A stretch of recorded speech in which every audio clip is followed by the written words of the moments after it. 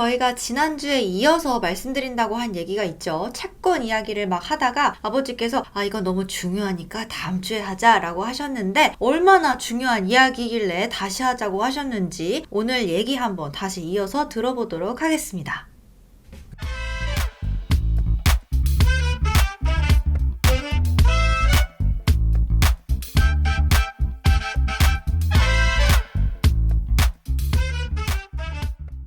이수야, 채권 시장하고 주식 시장하고 어떤 게 더 커? 채권 시장이 주식 시장보다 한 3배 정도 큰 걸로 알고 있습니다. 그럼 주식 시장하고 채권 시장하고 차이점이 뭐야? 차이점은 너무 많죠. 말해봐. 제가 이미 채권 정복이라는 영상에서 차이점에 대해서 잘 정리를 해놓은 게 있기는 한데요. 일단 주식은 회사에다가 투자를 한 거고 채권은 그 회사에다가 돈을 빌려준 거죠. 그리고 또 주식은 저평가나 고평가 이런 것들이 순식간에 일어날 수 있지만 채권은 언제나 공정가치에서 거래가 된다는 점이 조금 다르고요. 그리고 계속 얘기할까요? 너무 많은데? 뭐 그 정도면 충분해. 요즘에 채권 가격이 많이 떨어지고 있다. 뭐 그런 얘기 많이 들었지. 그러면 지금 조금 아까 이수가 채권은 대부분 공정가치에서 거래가 된다라고 얘기를 했는데 그럼 지금 공정가치대로 채권값이 떨어지고 있는 건가? 지금은 조금 이례적이라고 볼 수 있지 않을까요? 이렇게나 채권 시장이 많이 하락하는 경우는 굉장히 드문 일이라고 알고 있는데 정말 많이 하락하고 있기는 또 하더라고요. 뱅크 오브 아메리카 데이터에 따르면 최근 미국 투자 등급 회사채 달러 지수의 가격이 글로벌 금융위기 이후 최저치인 93.5달러까지 하락을 했다고 하니까요. 100달러가 기준가니까 굉장히 많이 하락했다고 볼 수가 있겠죠. 그러니까 사람들이 굳이 이례적인 하락이라는 말을 쓰고 있는 게 아닐까 싶습니다.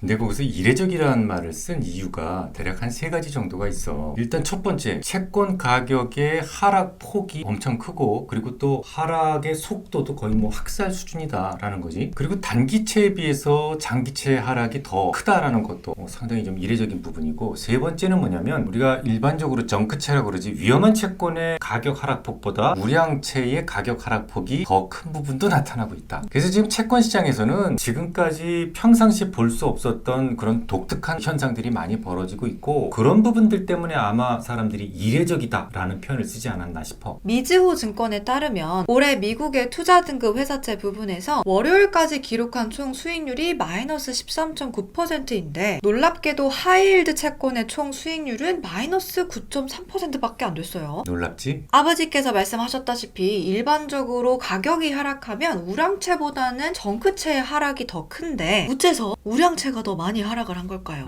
그거는 독특한 현상이 좀 벌어진 이유가 있어. 원래는 뭐 정크채가 더 빨리 하락하는 게 맞아. 그런데 지금 유가가 많이 오르고 있잖아. 우크라이나 전쟁 때문에 유가가 오르고 있다는 부분을 좀 생각을 해야 돼. 미국에서 정크채를 발행하는 주체들은 대부분 에너지와 관련된 기업들이야. 뭐 세일 오일 개발하고 이런 기업들. 근데 지금 유가가 올라 버렸으니까 그들 채권이 보호되는 아주 독특한 현상이 벌어지고 있는 거지. 하지만 그거보다도 더 좀 설명하기 어려운 부분이 있다면 만기가 긴 채권일수록 더 많이 떨어지고 있다라는 거야. 조금 아까 얘기했던 정크채는 사실은 만기가 긴 채권 별로 없어. 왜냐면 생각을 한번 해봐봐. 좀 못 믿을 만한 회사에다 10년, 20년 이렇게 빌려줄 수 있는 사람 별로 없잖아. 그래서 정크채는 원래 만기가 긴 채권이 없어. 지금 중요한 건 만기가 긴 채권 위주로 하락하고 있다는 거지. 30년 만기채의 경우에는 우량 채권도 60-70달러 수준까지 하락을 했더라고요. 예를 하나 들어보면 만기가 2051년 2월인 쿠폰 금리가 2.65%인 애플의 AA 플러스 등급의 채권이 지난 월요일 기준 약 74달러 정도에서 거래가 됐어요. 사실 이 정도라면 더 이상 할 말이 없는데요. 그냥 개폭락 수준이에요. 애플이 이 정도라면. 우량채일수록 또는 장기채일수록 더 하락폭이 큰 이유가 뭘까요? 뭐 이수도 알 것 같은데 아빠가 지금까지 했던 말을 쭉 한번 추스려봐. 사실 장기채일수록 가격이 폭락을 한다고 한 걸 보면 뭔가 물가 상승의 위험 때문이지 않을까라는 생각이거든요. 똑똑해. 그래, 시간 가치와 관련이 있는 거야 결국은. 그럼 이번에는 이수가 채권의 가치에 영향을 주는 요인들을 한번 정리를 한번 해봐봐.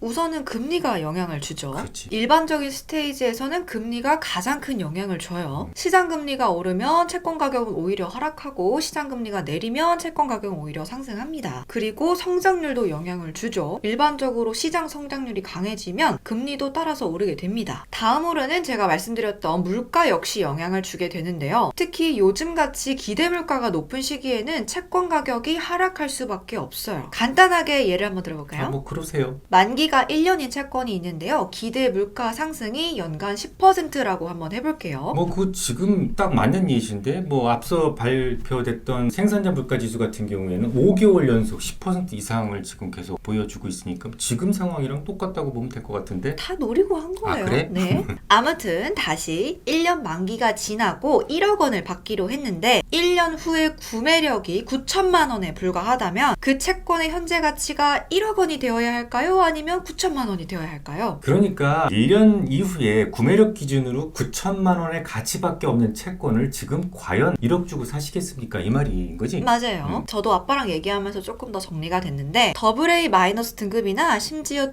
AAA도 만기가 길수록 최악인 이유는 지금 시장을 강타하고 있는 위험을 아주 적나라하게 보여주고 있는데요. 금융위기처럼 부도 리스크가 커지면 만기가 길수록 오히려 안정적인 게 정상인데, 하지만 지금처럼 만기가 긴 채권일수록 가격 하락폭이 더 크다는 것은 결국 화폐의 가치 절하 리스크가 채권 시장 폭락의 주된 원인이라는 거죠. 1억 원의 가치가 향후 1년 후에 떨어지는 폭보다 당연히 10년 후나 30년 후에 떨어지는 폭이 훨씬 더 클 테니까요. 그렇다면 가격이 $80가 채 안 되는 채권의 92%가 만기 10년 이상의 채권에 집중되어 있다는 것도 이제는 이해할 수 있겠네요. 그죠? 그래. 지금 채권 시장 전반에 나타나고 있는 현상들은 결국은 화폐 가치의 하락이라고 이해를 하면 될까요? 맞아. 지금까지 아빠 기억으로는 이렇게까지 채권 가격이 장기채 가격이 급락했던 것은 한 2번 정도 기억이 나거든. 첫 번째는 과거 이제 금과 달러와의 태환을 끊었을 때 1970년대 전후로 그때 엄청나게 빠른 속도로 달러 가치가 떨어졌어. 엄청나게 빠른 속도로 또 기대 물가가 올랐다고 봐야지. 그때는 연준에서 막 금리를 올려서 20%까지 넘게 올린 적도 있었어. 그리고 또 한 번은 많이 들어봤을 거야. 채권 대학살 1994년 이후로 그때 금리를 너무 빨리 오르는 바람에 아시아 도미노 부도의 외환 위기에 단초가 되기도 했었지. 사실 그러면 우크라이나 전쟁이나 중국의 락다운 문제가 아니었어도 물가 상승이 충분히 일어날 수 있었던 일이었던 거네. 왜냐면 이미 상당한 양의 양적 완화를 통해서 유동성이 폭발하는 상황이었으니까. 아주 정확하게 봤어. 그런데 신기한 건 말이다, 이수야. 미국의 빅테크 기업들은 이렇게 채권 가격이 장기채 채권 가격이 폭락하고 금리가 오를 것을 미리 알고 있었다는 듯이 지금으로부터 한 1, 2년 전쯤에 엄청난 채권, 장기 채권을 발행을 해서 조금 아까 이수가 말했던 2052년 만기의 채권 금리가 2.65 그때 이미 발행을 한 거야. 지금 채권가 엄청 떨어졌지? 애플은 30년 동안이나 2.65%의 낮은 금리로 조달이 가능하다는 거야. 진짜 그냥 다 미리 발행을 해버린 거네. 어떻게 알았을까? 이미 알고 있었다는 듯이.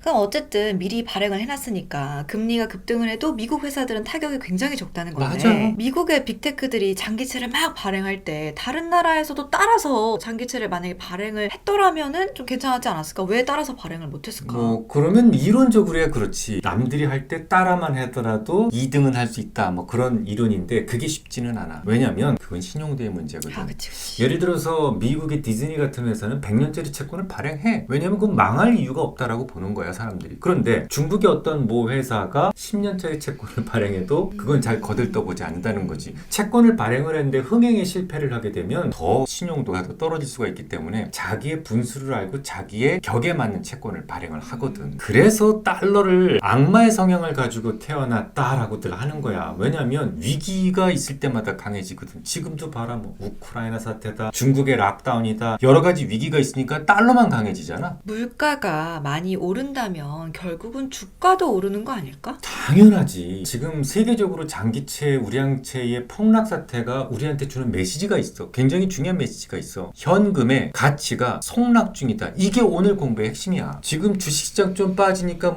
마구 팔고 싶지, 현금화 시키고 싶지. 물론 주가는 여러 가지 이유 때문에 더 떨어질 수 있어. 변동성이 큰 자산이니까. 하지만 채권을 포함해서 현금은 결국 쓰레기를 향해서 지금 돌진하고 있다. 이 부분을 하시라도 잊어서는 안 돼. 주식은 그래도 피지컬 에셋이라고 그러지. 실물 자산이기 때문에 왔다 갔다 할지언정 결국 가야 될 곳은 저 위라는 얘기지. 그러면 지금은 잘 안배를 해서 주식을 보유해야 할 때다라는 말인 거죠. 그 말하고 싶은 거지. 채권이나 현금은 반드시 하락하지만 주식은 결국은 오른다는 믿음을 조금 가져야겠습니다. 요즘은 진짜 엄마랑 장을 보러 갈 때마다 입이 떡떡 벌어져요. 막 가격이 갑자기 막 올라있고 막 이러니까. 맞아. 지금 뭐 현금은 거의 맹속으로 휴지를 향해 돌진하고 있다. 이렇게 보면 돼. 물가라는 건 한 번으로 내려오지는 않아. 그러니까 어쨌든 간에 무조건 하락만 하는 자산과 뭐 조금 등락은 있을지언정 결국 오를 자산 둘 중에 하나를 선택하려면 이수는 뭘 선택할 것 같아? Physical asset이죠. 그치. 실무 자산.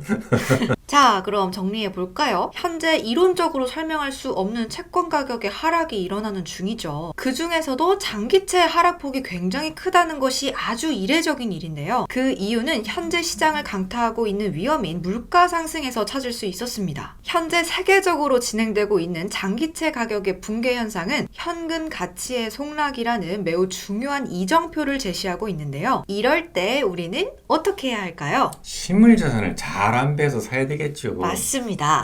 잘했어요? 네, 시장 하락으로 이제라도 다 팔아버리고 현금화 시키고 싶으신 마음 굴뚝 같으시겠지만 하루가 다르게 화폐 보유 가치가 하락하고 있다는 거 절대 잊지 마시길 바랄게요. 그럼 오늘도 유익하셨다면 좋아요 뭐 유익하지 않으셨어도 습관적으로 구독. 누르는 거 잊지 마시고요. 그럼 저희는 다음 시간에 만날게요. 안녕.